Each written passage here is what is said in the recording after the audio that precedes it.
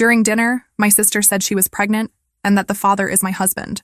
But then I revealed a secret. You know when you think you know the people closest to you? When you believe that? No matter what problems exist, certain lines would never be crossed? Well, I thought so too. My name is Marina, I'm 29 years old, and this is the story of how I discovered that some people are capable of anything to get what they want. It was a Thursday in March when I received news of my promotion.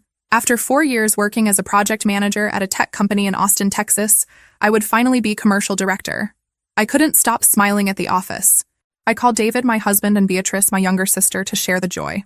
Let's celebrate at Terrazzo tonight, I suggested. Terrazzo was that chic Italian restaurant downtown, where a meal cost more than minimum wage, but I could afford it. I worked hard for this. I arrived at the restaurant first, wearing that navy blue dress that David always said looked perfect on me. I chose a table in a more secluded corner. I wanted privacy to celebrate. The dining room was full of executives and elegant couples, the kind of environment where I felt comfortable after years building my career. When I saw them arriving together, I found it strange. Beatrice was radiant, with a smile I hadn't seen in a long time, and David seemed nervous. He always got a bit uncomfortable in expensive places. But there was something different that night, a tension in the air that I couldn't identify.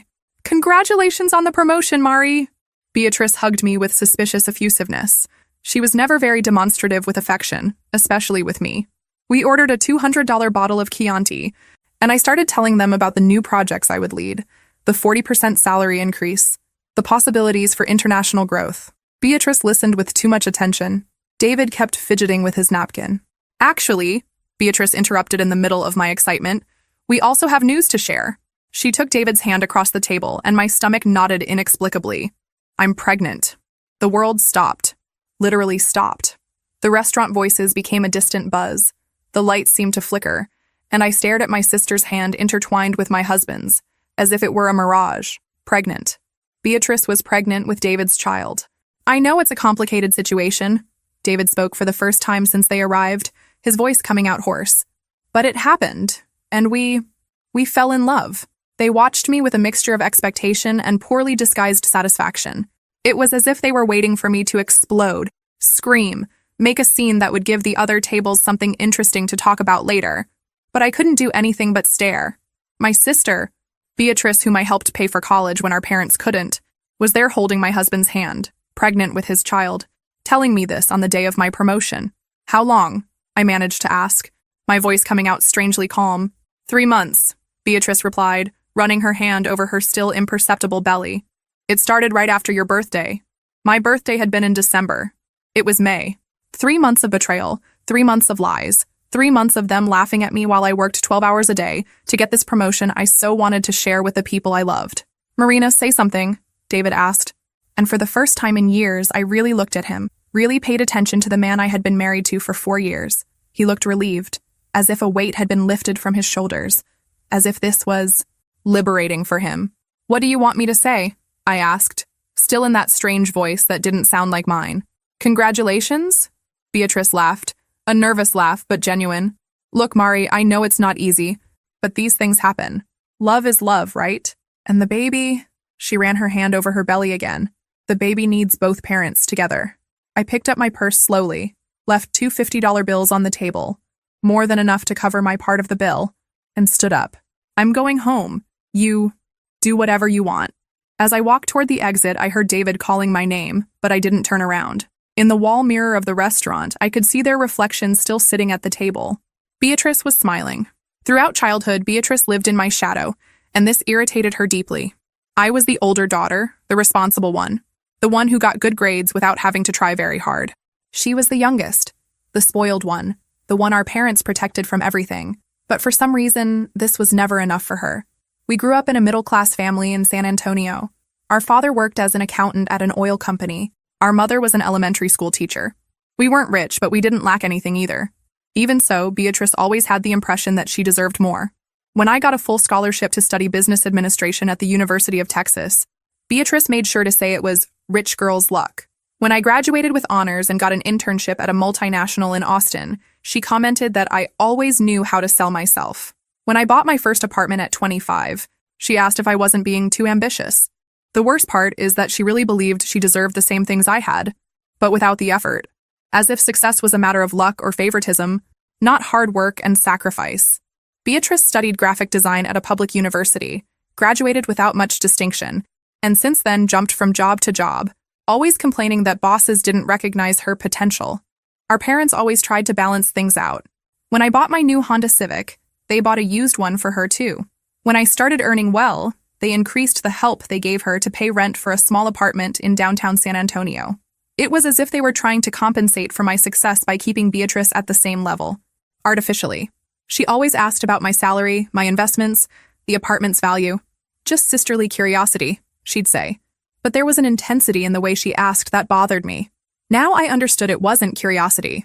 It was pure envy, mixed with greed that I refused to see. When I met David at a work party 5 years ago, Beatrice made sure to say he wasn't my type. He was handsome, nice, worked as a salesman at a BMW dealership. He earned reasonably well by Texas standards, about $5,000 a month with commissions, but nothing compared to my $8,000 salary that soon became $12,000. Still, I fell in love. He was fun, affectionate, made me laugh after stressful days at the office. David had a simplicity that attracted me, an uncomplicated way of seeing life that contrasted with my nature of always planning 3 steps ahead. Beatrice was always polite with David, but I noticed a certain tension, especially when we all went out together and the bill arrived. David sometimes felt embarrassed when I paid for restaurants that cost $100 per person, or when we bought concert tickets that cost $200 each.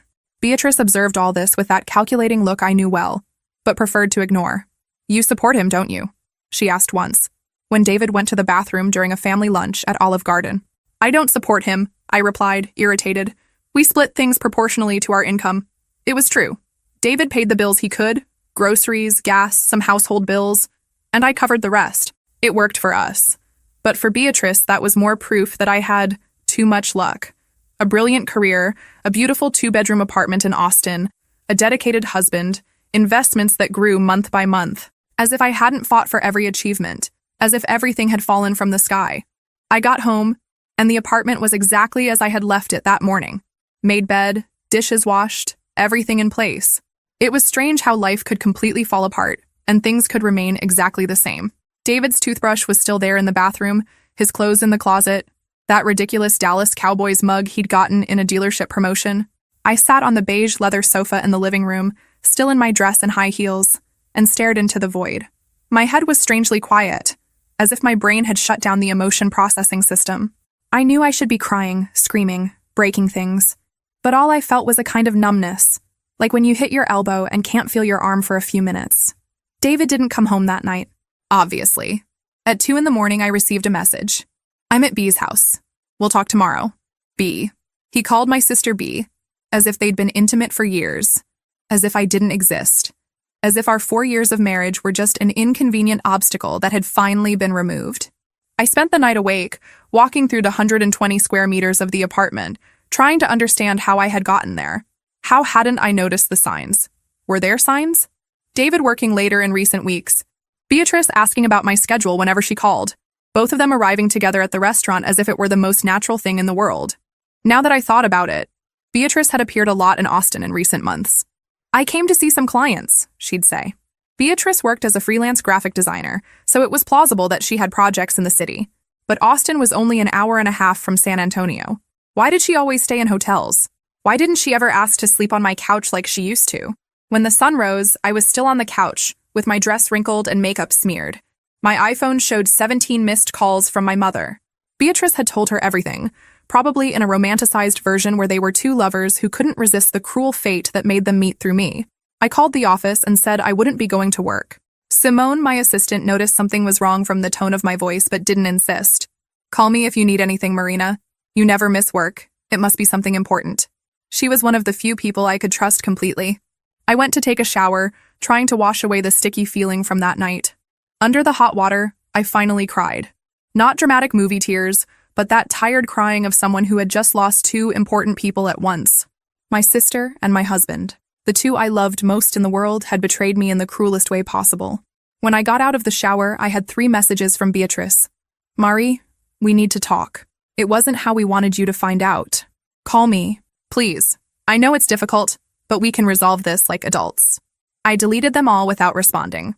For the first time in years, I spent the entire day doing absolutely nothing productive. I watched Netflix, ordered Chinese food that cost $40 and arrived cold, ignored the phone that rang every 2 hours. It was as if I needed a whole day to process the fact that my life had completely changed overnight. That evening, David showed up to get some clothes.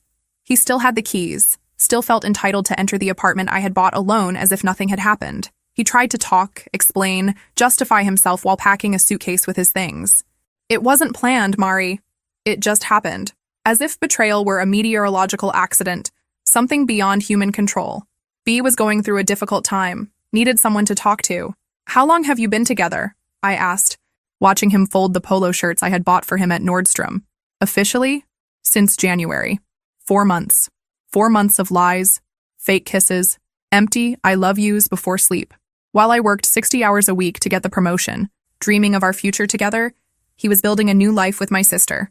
I'm going to find a lawyer, I warned, sitting on the king-size bed I had bought the year before. David stopped packing his suitcase and looked at me for the first time since he arrived. Mari, it doesn't have to be like this. We can resolve everything among ourselves civilly. Divide things fairly without complications. Civilly, divide things fairly. As if betrayal were an issue that could be resolved with politeness and goodwill. As if he had any right to what I had built. After he left taking 2 suitcases and promising to come back on the weekend to get the rest, I called Helena, my best friend since college and a family law attorney in Houston. I told her everything, trying to keep my voice steady. Helena listened to me in silence and when I finished, sighed deeply. Marina, I'm so sorry. I know how much you loved him and trusted your sister. She paused. About the divorce, I need you to bring all the marriage documents, bank statements, deeds, proof of income, investments, everything. I'll put together the best case possible for you. Helena, I don't care about the money. I just want this to end quickly. Don't say that, Marina. You fought hard to build what you have. You're not going to hand it over to someone who betrayed you. Do you have any idea how much your assets are worth today? I didn't have an exact idea, but I knew it was substantial. The apartment was worth at least $400,000. I had about $100,000 in investments, a stake in a startup worth at least $50,000, plus the new salary of $16,000 monthly. I scheduled the meeting for the following week and hung up. That's when I remembered. I needed to organize all the important documents. It wasn't something I did regularly. Who thinks about divorce when they're happy in marriage? I went to the office I had set up in the second bedroom of the apartment, where I kept everything organized in colored folders like a person obsessed with control. Bank statements from the last 2 years. Tax returns, investment statements from Fidelity and Charles Schwab. It was impressive to see on paper everything I had achieved at 29. I was proud of what I had built, but now everything seemed so fragile, as if it could disappear because of a betrayal and a poorly conducted divorce process. I took the green folder where I kept the marriage documents. Birth certificate, marriage certificate from Travis County, contract for... I stopped with the marriage certificate in my hand, frowning. There was something written there about property regime that suddenly caught my attention. Separate property regime. Complete separation of assets. Why complete separation? Most couples in Texas chose community property, partial community of assets. That's when I remembered. Vaguely, like a memory that was stored in a dusty drawer of my brain. Prenuptial agreement. I had insisted on making a prenuptial agreement 4 years ago. I ran to the small safe I had installed in the bedroom closet. It had been so long since I'd opened it that I almost forgot the combination. My birthday inverted. Inside, between the apartment deed and my passport, there it was. A sealed envelope with the seals of the Travis County Clerk's Office. Prenuptial agreement. Marina Santos Silva and David Oliveira Ferreira. My hands trembled as I opened the envelope. I vaguely remembered insisting on this at the time, but the details were hazy. It had been 4 years ago. I was so in love and happy that the legal aspects of marriage seemed just a necessary formality to officialize our love. But now, alone in the bedroom at 2 a.m, holding those pages printed on letterhead from the law firm, I felt something I hadn't experienced in days. A hint of hope. Maybe, just maybe, I wouldn't lose everything I had built. Maybe there was something in those papers that could protect me from my sister's greed and my husband's irresponsibility. I took a deep breath, turned on the bedside lamp, and began reading every word with the attention of someone deciphering their own future. The memory came back like a movie being rewound. It was a sunny Saturday in April, 2 weeks before our wedding.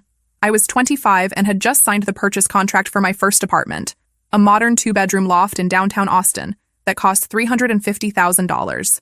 David was nervous about the ceremony preparations, complaining about costs that were getting out of control. Mari, are you sure you need all this? He said, looking at the vendor list spread on my kitchen table. $15,000 catering, $8,000 photographer, $12,000 decoration. It's a lot of money. A lot. It was a lot of money indeed, especially for him, who earned about $4,000 a month at the BMW dealership. For me, who had just received a substantial promotion and was earning $12,000 monthly, it was an investment in our special day. But I understood his concern. He had grown up in a family where every dollar was counted. David, relax. I'll pay most of it. You contribute what you can. What's important is us being together, celebrating our love.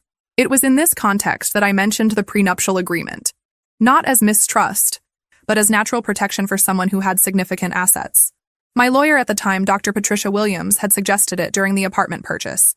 Marina, you're young, successful, and accumulating assets rapidly. A prenup is sensible, especially when there's significant difference in assets between spouses. It's not mistrust, it's intelligent protection. When I talked to David about this on a Tuesday night, he laughed. Literally laughed, almost spitting out the Shinerbach beer he was drinking. Prenuptial? Isn't that rich people nonsense? We love each other, Mari. Love doesn't need papers to prove anything. These things are for couples who enter marriage already thinking about divorce. It's not about love, David. It's legal protection. For both of us.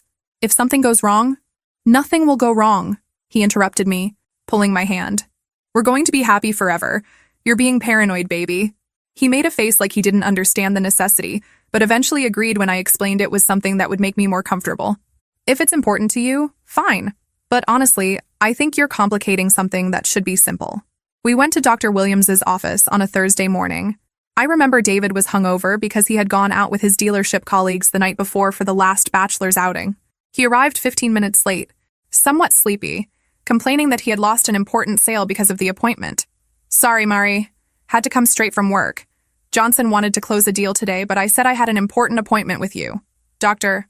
Williams, an elegant 50-year-old woman with gray hair and impeccable suits, explained the basic terms with the patience of someone who had given that presentation hundreds of times. Complete separation of assets. Each spouse maintains their individual patrimony.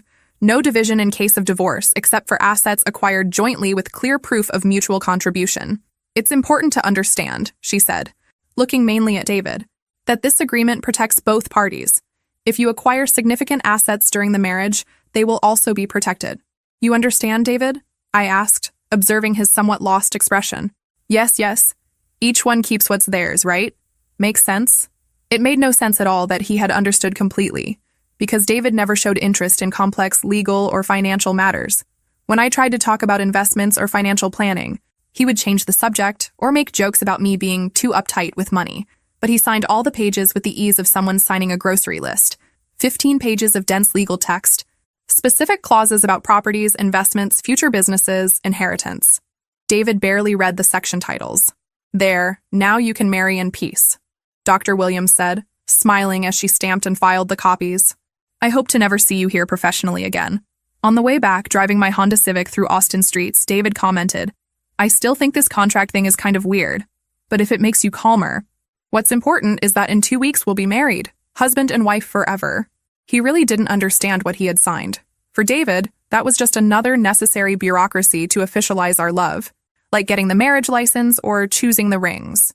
He didn't comprehend that he was giving up any right to my present and future patrimony. And I, in love and confident that we would be happy forever, didn't mind his lack of attention to details. After all, love was more important than any paper, wasn't it? We were going to build a life together, share everything, be a modern and partnered couple. The contract was just a formality that would never be necessary. How wrong I was. Now, 4 years later, alone in the bedroom at 3 a.m. with the contract in my hands, I finally understood the value of that rich people nonsense. I read each page with redoubled attention, as if I were deciphering a secret code that could save my life. The legal words that at the time seemed just formality, now shone on the page like precious diamonds. Complete separation of property. Each spouse shall maintain individual ownership of all property owned prior to marriage and all property acquired during the marriage. Each spouse. Property acquired during marriage. The apartment I bought before getting married. The investments I made monthly. The stock applications. The stake in the tech startup I bought 2 years ago. All of this was exclusively mine. In the event of dissolution of marriage, there shall be no division of property, with each party retaining the entirety of their individual assets. Dissolution of marriage. There shall be no division of property. David had no right to anything. Absolutely nothing of what I had built. I continued reading, looking for some clause that could complicate things, some loophole he could use to claim part of my patrimony. But there wasn't any. The contract was crystal clear, comprehensive, and bulletproof. Dr. Williams had done impeccable work. Spousal support waiver. Both parties hereby waive any right to spousal support, alimony, or maintenance from the other party. Alimony. David had no right even to alimony, and considering he earned much less than me, theoretically, he would be the one who could ask for financial support. For the first time in 3 days, I smiled. A small smile, but genuine. David had signed his own financial sentence 4 years ago, without even realizing it. And Beatrice... Oh, Beatrice... She had probably seduced my husband thinking he would be her gateway to a financially comfortable life. What delicious irony. I continued reading the specific clauses. Debt separation, each one responsible for their own. Future businesses. Corporate participation remained individual. Intellectual property, royalties and patents were not shared. Inheritance, assets received from family remained with the original recipient. It was complete armor. David had no right to a cent of what I had built. And more importantly, I had no responsibility for his debts. I remembered he had financed a Ford F-150 pickup the year before, plus had a high-limit credit card that he used frequently. I took my laptop and started making a mental list of my current patrimony. Apartment valued at least $400,000. Investments in stocks and funds totaling about $100,000. Stake in the startup I founded with 2 college colleagues worth at least $50,000 in the last contribution. Checking and savings account with $40,000. Paid-off car valued at $20,000, more than $600,000 in net worth at 29. And David had no right to any of it. Even better, my new salary as commercial director would be $16,000 monthly, plus performance-based bonuses that could reach $20,000 per month in the best quarters, while David would continue earning his $4,000 or $5,000 monthly selling cars. For the first time in days, I smiled. A small smile, but genuine. David had signed his own financial sentence 4 years ago without even realizing it. And Beatrice? Oh, Beatrice. She had probably seduced my husband thinking he would be her gateway to a financially comfortable life. What delicious irony. I remembered the conversation we had last Christmas, when she complained about the injustice of me having everything. Marie, do you realize how frustrating it is? Beautiful apartment, new car, trips, while I kill myself working and barely pay rent. Now I understood it wasn't frustration. It was planning. Beatrice had seen in David an opportunity to finally get what she deserved without working for it. She didn't love him. She loved what she thought he could give her access to. I stored the contract back in the safe, but first took photos of all pages with my iPhone. I sent the images to Helena by email with the subject, "Gift from God." She responded in 15 minutes, even though it was almost 4 in the morning. "Marina, this changes everything. Call me tomorrow." For the first time since that horrible dinner at Terrazzo, I managed to sleep a few hours, and for the first time in years, I dreamed about my future. A future where I was completely free to be whoever I wanted to be, without anyone trying to steal what I had built. I woke up the next morning with a mental clarity I hadn't felt in days. While having coffee in my modern kitchen, looking out the 10th floor window at the Austin skyline, I began connecting dots that before seemed like innocent coincidences. Beatrice had always shown suspicious interest in my financial life. It wasn't just fraternal curiosity. There was a calculating intensity in her questions that now made complete sense. "How much do you pay in rent for this apartment?" she had asked during a visit last year. When I explained it was financed, not rented, her eyes lit up. "Wow, it must be worth a fortune." She asked about my salary with uncommon frequency. "Mari, how much are you earning now?" "Just to situate myself in the market," she'd say, as if she were comparing with her own opportunities as a freelancer. When I mentioned I was investing in stocks, she wanted to know specific amounts. "I'm thinking about starting to invest too. I need a reference." I remembered a specific conversation during last year's Christmas. We were at our parents' house in San Antonio, and Beatrice had had a few too many glasses of wine. "Mari, do you realize how frustrating it is to see you having everything? Beautiful apartment, new car, trips, expensive clothes, while I kill myself working and can barely pay rent. Beatrice, you can have all this too. It's a matter of working hard and making smart choices," I replied, trying to be encouraging. "Oh, sure. Everyone has the same opportunities, right? You were always the perfect daughter, the smart one, the one who gets everything easy. I have to kill myself to get crumbs." At the time, I thought it was just the wine talking. Now I realized it was envy and resentment accumulated over years. Beatrice genuinely believed she deserved what I had, but without the corresponding effort. And David, poor David. He was never an ambitious person financially. He was satisfied with his dealership salary, with his simple life of weekend beer and football on television. But I noticed how he sometimes looked at the things I bought with a mixture of admiration and discomfort. $400 for a purse, Mari? That's almost my rent, he commented when I bought a coach at Nordstrom. It wasn't criticism. It was more like he was trying to process a financial world completely different from his. Beatrice had probably planted seeds in his head. Imagine when you two get divorced, David.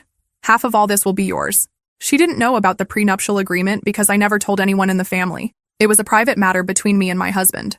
Now I understood the conversation I overheard by chance a few months ago.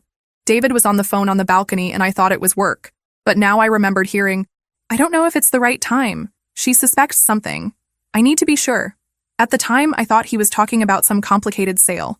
Now I realized he was probably talking to Beatrice about how and when to reveal their relationship. The most painful part was realizing they had planned that moment at the restaurant. The choice of terrazzo, on the day of my promotion, the way they arrived together, the poorly disguised satisfaction on their faces. It wasn't an impulse or a desperate confession. It was theater.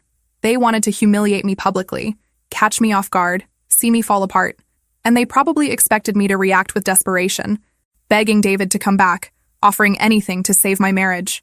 Too bad they didn't know about the prenuptial agreement. I spent the weekend organizing my strategy. I called Helena early Monday morning, before even going to work. "Marina girl, this contract is a work of legal art. David has no right to absolutely anything. We can process the divorce in 60 days if he doesn't contest." And if he contests? Based on what? He signed the prenup. Everything is registered. There are no vices of consent. Unless he proves coercion or fraud, which is impossible, he's screwed. Screwed. David was screwed and didn't even know it yet. "Helena, I want to do something. I'm going to call them and propose a civilized conversation about the divorce. I want to see their faces when they discover the truth. Marina, are you sure? It might be simpler to just file and be done with it. I'm sure. They humiliated me in public. I want to return the favor." 3 weeks passed since that night at Terrazzo. 3 weeks in which David came to get the rest of his things from the apartment, always accompanied by Beatrice, as if he needed protection or moral support. 3 weeks in which my mother called daily trying to mediate the situation, as if betrayal were a misunderstanding that could be resolved with a frank conversation. "Marina, dear, I know you're hurt, but these things happen. David has always been a good boy and Beatrice is pregnant. Can't you think about the baby? Think about the baby. The baby that my sister was using as an excuse to steal my husband and, consequently, my patrimony. Mom, I won't discuss this. David and I are getting divorced, period. But Marina, you built a life together. The apartment, the plans. Ah, yes. The apartment. The plans. My mother also believed David had a right to half of everything. Beatrice had probably filled the whole family's heads with stories about how I was selfish and petty for not graciously accepting the betrayal. In the 4th week, I called Beatrice. She answered on the 2nd ring as if she were waiting for my call. "Mari, so good that you called. We really need to talk." "Hi, B. Look, I thought a lot about this whole situation, and I think you guys are right. There's no point in holding grudges. We're adults. These things happen." Silence on the other end of the line. She wasn't expecting this reaction. "Really? You're okay with this?" "I'm trying to accept it. I mean, you fell in love, right? It wasn't anyone's fault. And now there's the baby to think about. Wow, Mari, you can't imagine how relieved I am hearing this." David was so worried, thinking you were going to make drama, complicate the divorce. Complicate the divorce. How interesting. As if I were the complicated person in the story. Not at all. Can we meet to talk civilly about how to resolve everything? Without fights, just to settle things like adults. Maybe dinner again, but this time for closure, not for surprises? Beatrice laughed nervously. "Of course, that would be great. David will be so happy.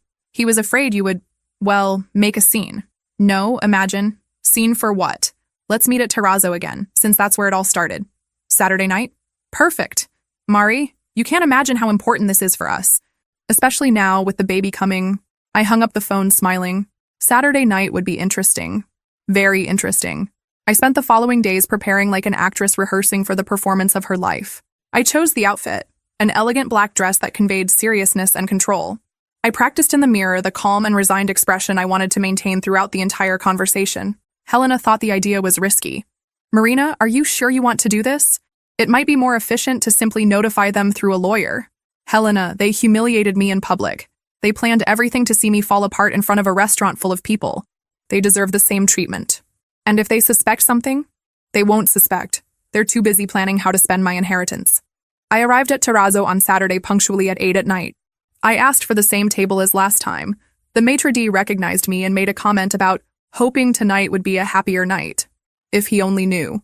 David and Beatrice arrived together again, but this time the atmosphere was completely different. They were relaxed, smiling, holding hands like a couple in love who could finally show themselves in public. Beatrice wore a dress that highlighted her still small but noticeable belly. "Mari!" Beatrice hugged me with genuine effusiveness. "You look beautiful. Is that dress new?" "Thank you. You both look well too. How's the pregnancy?" "Great. We're already thinking about names. David wants Michael if it's a boy. I prefer Gabriel." David pulled out the chair for Beatrice to sit, a chivalrous gesture he rarely made for me. "Marina, thank you for agreeing to talk like this. Peacefully, I was afraid that I would make drama? Imagine, David. We're all adults here. We ordered the same bottle of Chianti as last time. The irony wasn't lost on any of us, but this time the atmosphere was one of disguised celebration. They thought they had won the grand prize. "So," David said after the first sip, "about the divorce, we wanted to propose doing everything amicably. Divide things fairly without complications." "Divide things fairly," I repeated, savoring the words. "Tell me more about this, David. What do you consider fair?" Beatrice and David exchanged a quick glance. They had rehearsed this conversation. "Well, we can sell the apartment and split it 50-50. The investments too.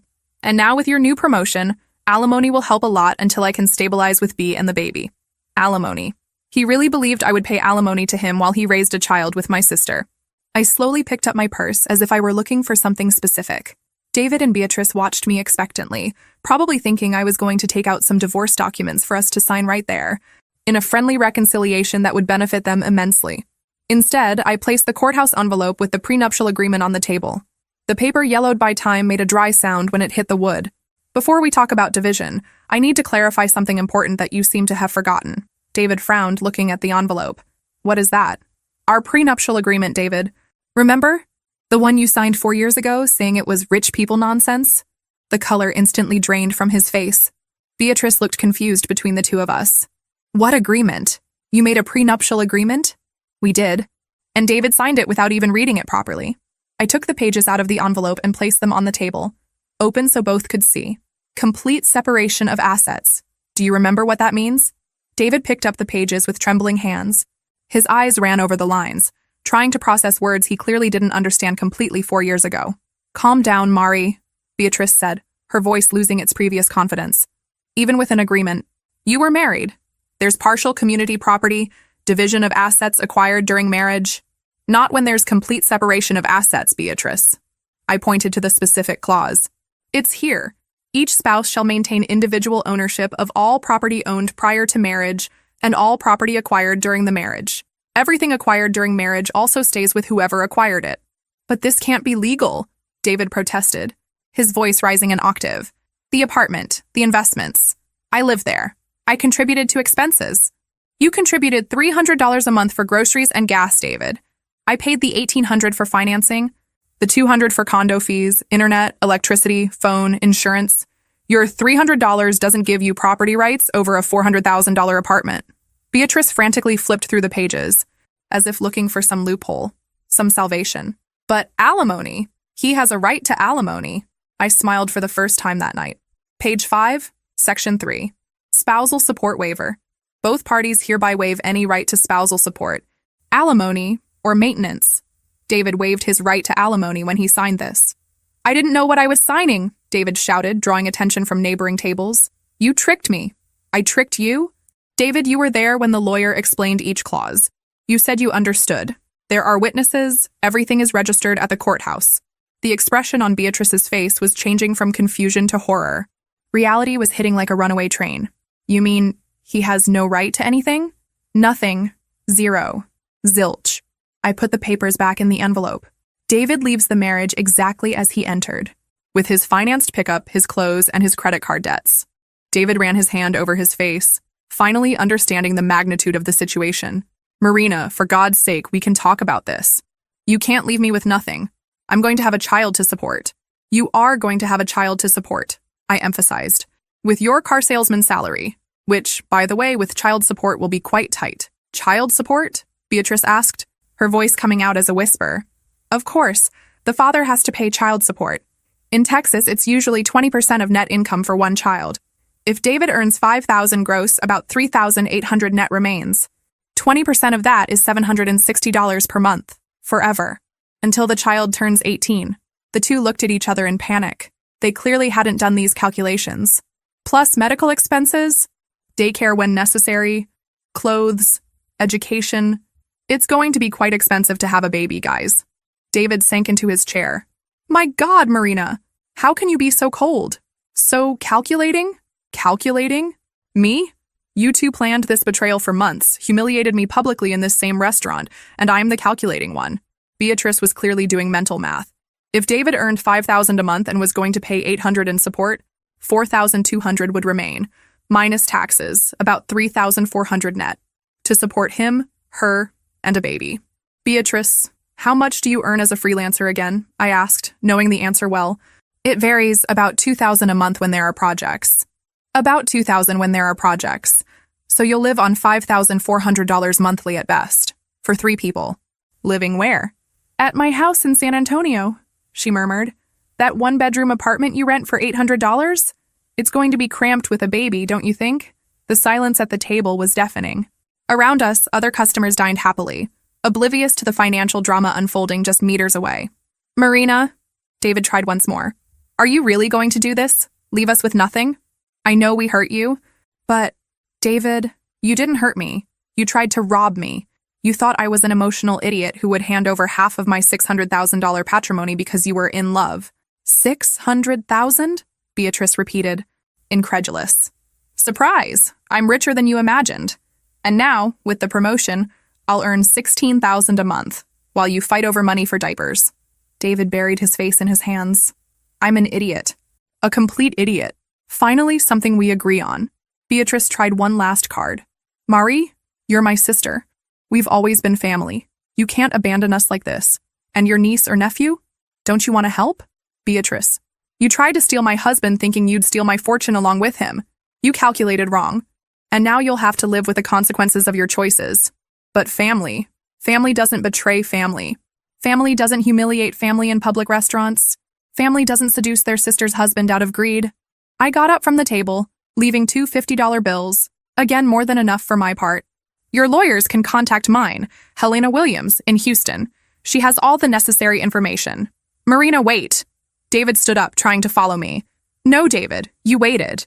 You waited 4 months to tell me the truth. You waited until the day of my promotion to maximize the humiliation. You waited until you thought you had everything planned perfectly. Now I'm going to make you wait. Wait for what? Beatrice asked, tears beginning to form in her eyes. Wait to see what it's like to be poor. What it's like to live counting pennies. What it's like not being able to pay for dinner at a $200 restaurant. I stopped at the door, looking back at both of them. Maybe now you'll understand why I work so hard to have what I have, and why I protect what's mine. I left Terrazzo hearing Beatrice start to cry and David cursing under his breath. In the parking lot, sitting in my car, I allowed myself a moment of pure satisfaction. They had tried to destroy me and ended up destroying themselves. My phone rang. It was Helena. So, how was the theater? Better than Broadway. You should have seen their faces when they understood they wouldn't get anything. Marina, you're diabolical, and I completely approve. Helena, can I file for divorce tomorrow? I can file the papers Monday. In 60 days, you'll be free, and they'll still be poor. I drove home smiling for the first time in weeks. Actually, smiling more than I had smiled in years. 6 months later, life had settled into a new normalcy that I had never imagined possible. The divorce was finalized in exactly 60 days. David didn't contest, probably because any competent lawyer would have explained that he didn't have the slightest chance of winning. Helena did impeccable work, and I officially became single on a sunny July morning. Through social media and my mother's inevitable comments, I followed from afar the reality that David and Beatrice were facing. It was like watching a car accident in slow motion.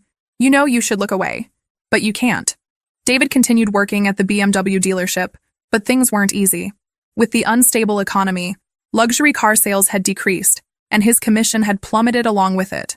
According to my mother, he was earning about $3,500 a month, much less than the $5,000 he used to make. Marina, David is going through difficulties, my mother said during one of our weekly phone conversations. With the baby's support, very little is left for him to live on. What a shame, I replied, without a hint of genuine sympathy. But babies are expensive. He should have thought about that beforehand. Little Sophia had been born in September, a little girl who, from photos circulating in the family, had David's eyes and Beatrice's stubbornness. The $800 monthly child support was being automatically deducted from David's salary, leaving even less money for his own expenses. Beatrice had moved back to our parents' house in San Antonio. The one-bedroom apartment she rented was impossible for a couple with a baby, and even splitting bills, they couldn't afford anything bigger. Our parents, already retired and living on limited income, now supported 3 adults and a baby on my father's retirement.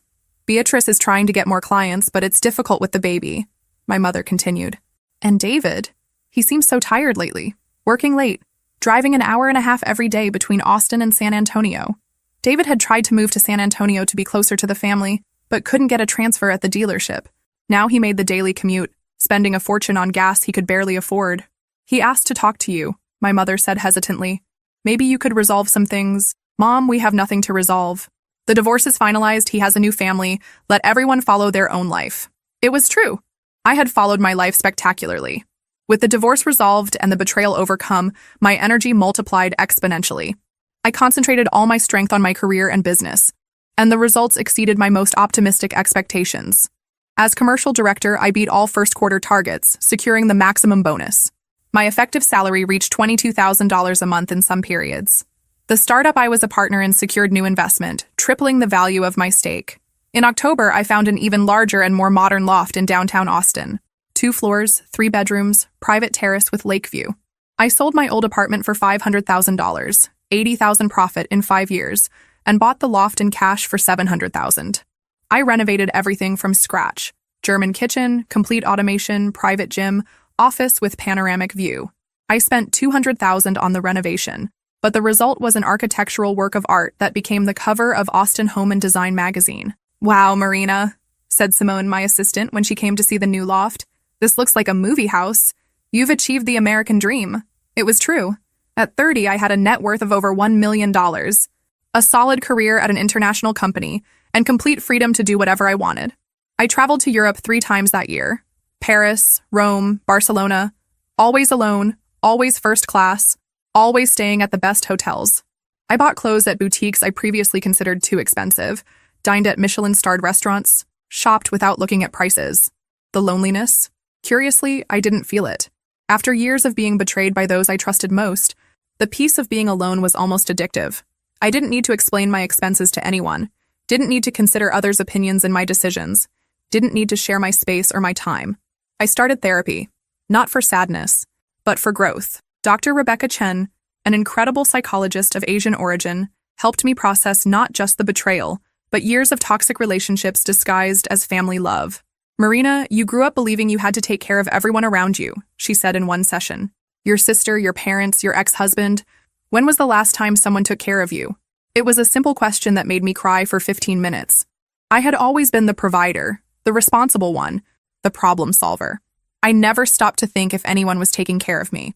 Maybe it's time for you to put yourself first, Dr. Chen suggested, and discover who you are when you're not supporting other people. That's exactly what I did. During the holiday season, I received several messages from Beatrice. First reconciliation attempts, then direct requests for financial help. Mari, I know you're upset, but we're sisters. Sophia is your niece. Can't you at least help with some baby things? Marina, expenses with Sophia are very high. Diapers, medicine, pediatrician. David is killing himself working but can't cover everything. Mari, for God's sake. Answer my messages. We need help and you're the only person in the family who can afford it. I read them all without responding. I blocked the number after the 10th message. My mother tried to mediate. Marina, whatever the hurt, the child is innocent. Don't you want to meet your niece? Mom, when Beatrice decided to seduce my husband, she made a choice. Now she's living with the consequences of that choice. It's not my responsibility to solve the financial problems they created. But you have so much money. I have so much money because I worked hard to have it, and because I protected what I built. If Beatrice wanted financial stability for her child, she should have thought about that before getting pregnant by a man who earns $4,000 a month. It was harsh with my mother, but necessary. The whole family had gotten used to the idea that I was the personal emergency bank for any crisis. Not anymore. On my 30th birthday in December, I organized a party at the new loft. I invited work colleagues, college friends, some people I met traveling, 50 elegant people, French champagne, professional catering, live musician. Looking out my terrace window at the Austin lights, with a glass of Dom Perignon in my hand and surrounded by people who genuinely enjoyed my company, I felt deep gratitude. Gratitude that David had betrayed me. Without the betrayal, I would never have discovered my own strength, never would have learned to set boundaries, never would have realized I could be completely happy alone. Gratitude for the prenuptial agreement that my younger self had the wisdom to make. Those papers saved me from years of legal battle and allowed me to start over immediately. Gratitude even for Beatrice. Without her envy and greed, I never would have learned that not all family deserves unconditional loyalty. Some people are toxic regardless of blood ties. The week after my birthday, I received one last contact attempt. Not from Beatrice or David, but from my father. Marina, your mother didn't want me to call, but I need to talk to you. Things are very difficult here at home. David lost his job at the dealership last week. Year-end cuts. My father rarely interfered in family conflicts. When he called, it was because the situation was really critical. And what do you want me to do, Dad? I don't know, daughter. I don't know what to do anymore. There are 4 people here at home, a small child, and now, without David's income. Your mother is talking about going back to work, but she's 70 years old. I felt a pang of guilt. Genuine, for the first time in months. My parents weren't to blame for the situation. They were just trying to help a daughter in difficulties as parents do. Dad, I can help you, but I won't give money to David or Beatrice directly. If you need something specific, electric bill, groceries, pediatrician for Sophia, send me the bills and I'll pay them directly. Marina, that's my offer. I'll help you, who are innocent in this story. But I won't finance the bad choices David and Beatrice made. My father accepted, relieved. In the following months, I received some bills by email. $200 electric bill, $300 groceries, $150 pediatric consultation. Trivial amounts for me, but they made a difference for them. I never had direct contact with David or Beatrice again. According to my father, David got a job at a smaller dealership, earning half what he used to earn. Beatrice continued doing sporadic freelance work, but with a small child, it was impossible to work full-time. They had moved to a trailer park in San Antonio. $500 monthly rent for a tiny space, but it was what they could afford. Sophia's support continued being automatically deducted, leaving even less money for them. They fight a lot about money, my father told me in a conversation. David blames Beatrice for insisting on the divorce. Beatrice blames him for losing his job. It's a cycle. It was exactly what I imagined would happen. When people get together for wrong reasons, greed, envy, opportunism, and financial reality knocks on the door. False love disappears quickly. 2 years after the betrayal, my life was completely transformed. Not just financially, but emotionally. I learned to say no without guilt. I learned that self-esteem is non-negotiable. I learned that some people are incapable of genuinely loving. They can only see other people as resources to be exploited. I started dating Daniel, an architect I met at an art exhibition. He had his own successful company, his own resources, his own ambitions. Our relationship was based on real partnership, not financial or emotional dependence. You have impressive strength, he told me one night, while we dined on my loft's terrace, but also an inner peace that's rare. He was right. I had found a peace that came from knowing exactly who I was and what I deserved. I no longer needed anyone's approval, no longer needed to support people who didn't contribute to my life. Sophia turned 2 without me meeting her personally. From photos my mother insisted on showing on her phone, she was a beautiful and apparently healthy child. I felt a hint of curiosity about her, but not enough to reconnect with Beatrice and David. Some friends thought I was being cruel. Marina, she's your niece. Don't you miss family? I have family, I would respond. My parents, who love me unconditionally. My true friends, whom I've built over the years. Family isn't just blood. It's who really cares about your well-being. It was true. Simone, my assistant, was more present in my life than Beatrice ever was. Helena continued being a close friend and advisor. Dr. Chen helped me grow in ways I didn't even know I needed. On the 3rd anniversary of the betrayal, I received a message from an unknown number. It was David. Marina, I know you don't want to talk to me, but I need to tell you something. You were right about everything. About me, about Beatrice, about the money. I was an idiot and destroyed the best thing I had in life. I hope you're happy. Reading that message didn't bring me satisfaction or anger, just a kind of peaceful closure. David had finally understood what he lost, but it was too late. I had moved on completely. I deleted the message without responding. Today, at 32, I look back and see how that horrible night at Terrazzo was actually the best gift life could have given me. It forced me to discover who I really was when I wasn't being exploited or underestimated. I'm now executive director of the company, with a salary of $300,000 annually. My net worth has exceeded $2 million. I travel the world regularly, both for work and pleasure. I have a healthy relationship with someone who values me and contributes equally to our partnership. More importantly, I learned that people who really love you don't try to steal your peace, your money, or your dignity. They celebrate your successes, respect your boundaries, and build together with you. David continues living in the trailer park, working jobs that pay little, fighting with Beatrice about money they don't have. Beatrice continues sending occasional messages asking for help, which I continue ignoring. Sophia is growing up in a family that struggles financially because of her parents' selfish choices. Sometimes I wonder if I should feel guilty for having so much while they have so little. But then I remember, they tried to rob me. They planned my humiliation. They calculated my emotional and financial destruction. The fact that they calculated wrong isn't my fault. I built everything I have with honest work, intelligent decisions, and adequate protection of my assets. They tried to take a shortcut through betrayal, and discovered that shortcuts often lead to dead ends. I learned that self-esteem and dignity are non-negotiable, that not all family deserves loyalty, that underestimated people can surprise in devastating ways, and that sometimes the best revenge is simply living well, while those who tried to harm you reap the consequences of their own choices. My story isn't about revenge, it's about justice. It's about discovering that it's worth protecting what you build, and that not everyone deserves access to your life. And it's about learning that when you stop supporting people who only exploit you, much more energy remains to build something truly extraordinary.